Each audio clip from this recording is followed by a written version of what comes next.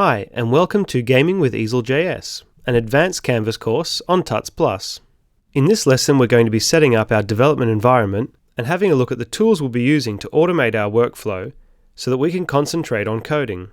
Now, in the Canvas Essentials course, I did everything I could to avoid having to set up any environment at all. You can work with native Canvas just by opening up and editing a HTML file. I'll try not to be opinionated in this workflow setup, but just try to expose some tools that will help you automate and speed up your workflow. So if you haven't got it already, I want you to go to nodejs.org and install Node for your computer. Don't worry, we're not going to be doing any back-end coding here. It's just that our automation tools are written in Node. Luckily, it's very easy. You can download a packaged up file from nodejs.org and it will install for you Node and Node Package Manager, or NPM. As far as packages go, we'll be using the Grunt JavaScript Task Runner. We'll be using Bower. This is what we'll be using to manage our dependency on EaselJS. And to write and organize our code in modules, we'll be using Browserify. Browserify is a little bit like Require.js, but it allows you to write your modules in the more standard Node.js style. Basically, it means you can require in all of your other module files using a standard require function and export your module's functionality using module exports. Notice that there's no wrapper function around this code. All of that is supplied automatically by Browserify. So, create a new folder and open it up in the terminal. Now, I know some people have misgivings about working in the terminal, but I really think it's worth investing the time in order to greatly increase your workflow and productivity. So, assuming you have NPM already installed, I'll ask you to npm install with the G flag. That means it'll be installed globally. Grunt-CLI, that's the command line interface. You'll need to install this globally. Next, we'll need to install Bower globally and Browserify also globally. So let's open up our working directory directly in Sublime or whatever text editor you prefer to use. We'll create a new file called package.json and save it there. Now, this is just a plain old JSON file that tells NPM about our project and the other projects it depends on. So we'll give it a name, Tuts+ Advanced Canvas, a version, a description, an entry point file, which is like the main file that should be opened. Since we're not exporting our project as an NPM module, this won't really be necessary. You can put yourself as the author, give it a license, and here we can include our development dependencies. We can also have normal dependencies. These will be packages and libraries that will actually be used during production, whereas the dev dependencies are all the various tools you use during development. So let's put in Grunt Browserify, which is a Grunt task that we can run, which will automatically browserify all of our modules together. Grunt contrib watch, which is a task that can watch changes in our files and run certain tasks when we change them. Watch can also be used to reload your browser automatically to even further speed up your workflow. Grunt contrib copy, which is used for copying files and folders around. And Grunt contrib connect, which allows us to set up a temporary server to view our project on. Next, we'll create a Bower file. We'll save that as bower.json. Most of this is similar to what you saw before. We just have our dependencies here with EaselJS and a star, meaning the latest build. So now if you go back, you'll see we have our Bower.json file and our package.json file. So the advantage of having these JSON files is that we can now just call npm install, and Node Package Manager will go through that JSON file, retrieve everything that we need, all of our dependencies, and put them all into a folder called Node Modules. It means that you don't have to carry around all the dependencies with your source code. You can just commit into your repositories your actual application code.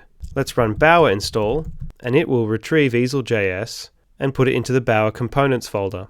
We obviously wouldn't want to commit these folders to a repository, so if you're using Git, make sure you add them to your git ignore file. So now let's set up where our application code is going to go, and then we'll write our automated tasks. We'll make a folder called app, and in here we're going to create one HTML file and one main script file in a lib folder. So let's create a new file in the app folder, and we'll create a basic HTML file. As you can see, we have our title, and we've got a canvas with an ID of main.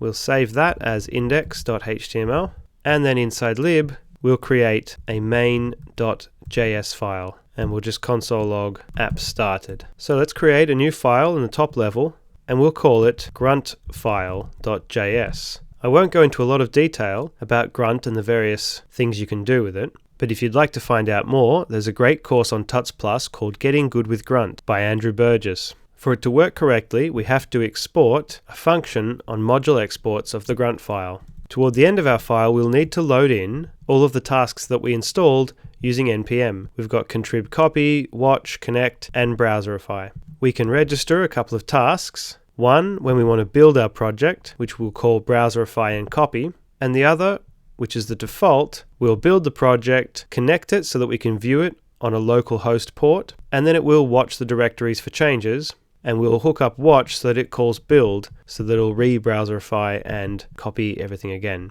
So we need to call grunt.initconfig, and we can pass in the package JSON for it to read as its package, and then from here on we can define all of our tasks. Like I said, I won't go into detail in each of the tasks, but just take you through each of them and what they're doing. First, we'll have a browserify task. That will basically build our JavaScript together.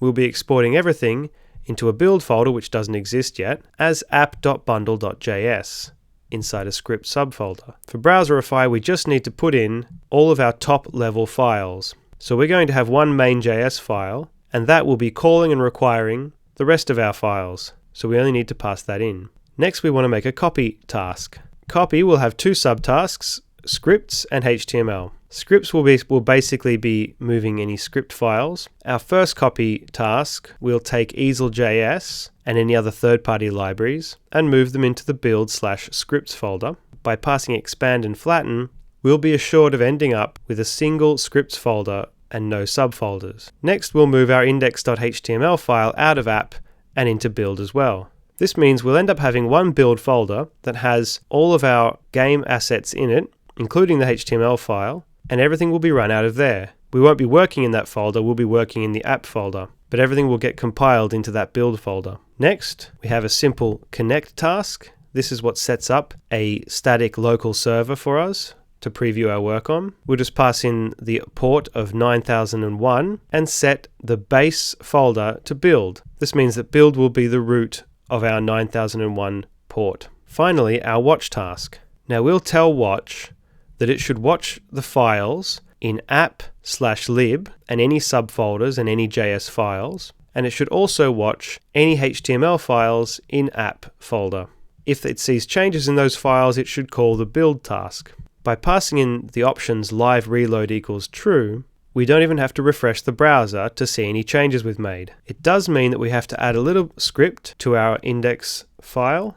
We need to add a script to localhost 35729 live reload.js. And here under browser at the end of our body, we can include our actual application scripts. We have our EaselJS combined and our app bundle, which have both been exported into the scripts folder. So now if I run grunt, you'll see that it's browserified, it's copied scripts and HTML, and it's set up a server, and it's watching our directories. If we open a browser to localhost 9001, we'll see in the console, app started. To see if we've correctly loaded in create.js, we can type in create.js into this console, and we'll see it here. To demonstrate the live reload to you, you can see that I can change our main file, go back to our browser, and it's already updated and refreshed our change. You can see here the watch task detecting the change and re-rendering the application. Well, I hope that's been useful. Just remember, if you want to skip all of that setup, you can simply download the lesson 2 folder from the source files on Tuts Plus, and after installing Node, Grunt, and Bower, you'll just be able to run npm install, Bower install, and you'll be able to run the application as well. That's all for this lesson. Check back in for the next lesson, where we'll be taking our first look at the EaselJS framework. Ciao!